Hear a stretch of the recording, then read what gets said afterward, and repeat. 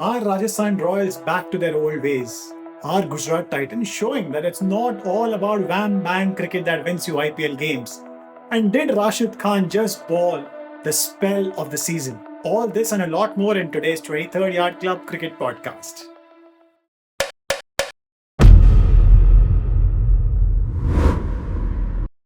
But they are Rajasthan Royals after all. Do they have it in them to do this consistently for 2 months? That was a comment I got about a month ago in a video from the World Cup storyteller, one of the watchers of the video, on one of my videos when Rajasthan Royals had just clinched their fourth victory from as many games to prop up to the top of the points table. It was a valid point. Rajasthan Royals have been known to taper off form wise, mirroring what Sanju Samson has done for them throughout his career. Starting strongly and then losing form as the 14-match season has gone long.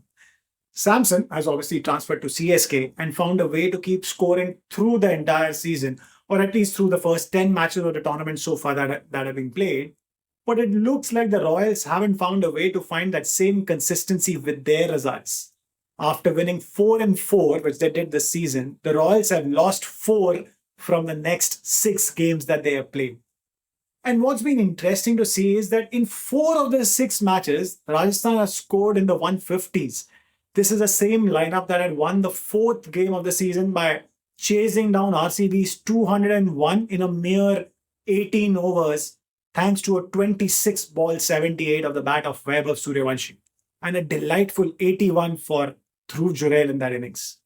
Since then, however, bowlers have begun to find a way to get the better of this very Rajasthan Royals top order.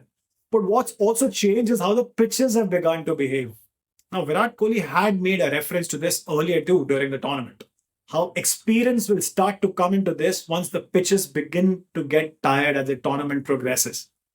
These two factors, bowlers now working on set plans and the surfaces not remaining as batting friendly as they were at the start of the season, have begun to affect all top place sides from this tournament.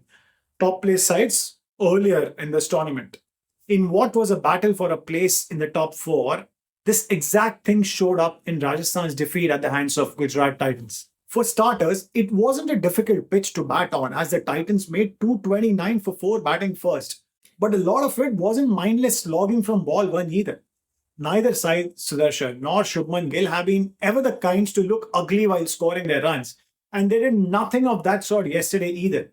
But still managed to bat at 11 and over in their first wicket partnership of 118 runs. They were helped in no small way by the Rajasthan seamers, who had an extremely off day. Jofra Archer, who has gotten batters to smell the ball even in this format this season, sent down a 8 wide and one no ball run over, his first one, which lasted 9 minutes. And that set the trend that neither he nor the remaining bowlers managed to change to any amount of degree through the rest of the bowling innings. Yashraj Punja and Ravindra Jadeja, both spinners, provided some spin bowling support, picking up 2 wickets in total and conceding less than 9 and over. But that only indicated one thing: the pitch had some bite for the spinners, and the runs needed to be scored of the faster men. Vaibhav Suryavanshi, when he came on to bat, did what Vaibhav Suryavanshi does best in response. He scored runs of the seamers for all of 15 balls. And then one cramped him up for room, climbed up of just back of the length, and Arshad Khan took a swirler at short fine leg. Interestingly, that would be Arshad's only contribution to the game, despite having been picked up as one of the frontline bowlers. Such was Gujarat Titans' bowling luxuries for the evening that one other frontline bowler brought in as an impact sub, Sai Kishore, also bowled just 1 over. That's a total of 1 over between Arshad Khan and Sai Kishore, and this was thanks to Rashid Khan's return to his bowling best. It hasn't been too usual to see bowlers bowl all their 4 overs in a row this season. Even when the bowling has held the upper hand in some of the games, and there haven't been too many games like that, obviously, captains have preferred to rotate bowlers out in a bid to not let batters settle down against them. That changed last night. Rashid, he came on to bowl in the 8th over of the innings, had 2 batters bowled in his very first over, one bowled in his 3rd over, and then another LBW in the final over to send the Rajasthan Royals innings into an uncontrollable tailspin. And all it took was for Rashid Khan to get a little leg spin going, probably taking cue from Akil Hussain, who has gone back to turning the ball a lot more instead of bowling sliders all the time. Rashid Khan got his leg spin to turn, making his googly even more dangerous. How it started was in the reverse, though. A well-said Dhruv Jurel didn't expect the googly to turn too much, and he tried to cut against it. He was bold. In that very over, Donovan Ferreira tried to tap one to the leg side, expecting it to be a googly that comes in, but it spun away and took timber. Left-handed Shubham Dubey might have thought he has had the better of Rashid after sweeping him for a six, but another sharp turner got rid of his stumps too.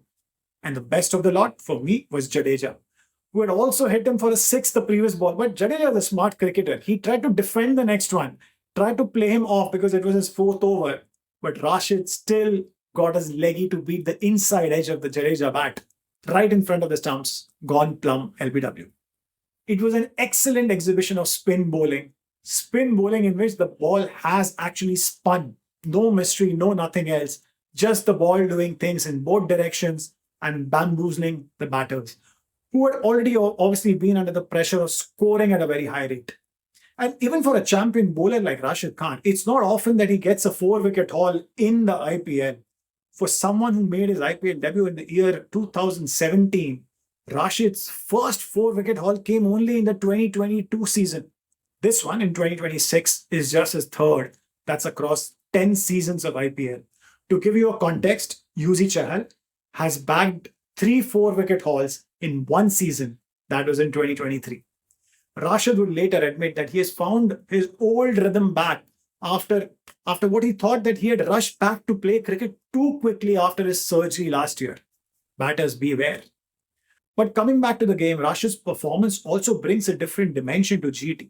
They have relied heavily on their top two batters, Gill and Sudarshan, and their top two seamers, Siraj and Rabada, all season. But the inclusion of Jason Holder, who again quietly picked up 3 wickets and also held a good scarier, and the return to his original superb form, as I said, of Rashid Khan, makes GT the team to watch towards the business end of the season. As for Rajasthan Royals, one can put this defeat down to one of those days, one of those off days with the ball.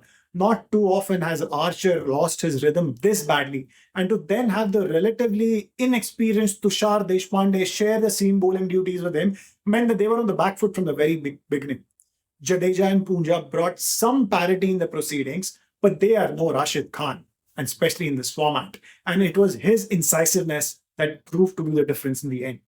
So that's that from my end, but you do let me know what you think about Rajasthan Royals' chances in the tournament, and if they can really turn this recent rut around and still make it to the playoffs. Hope to see you soon back with another episode of the 23rd Yard Club. Till next time, bye-bye.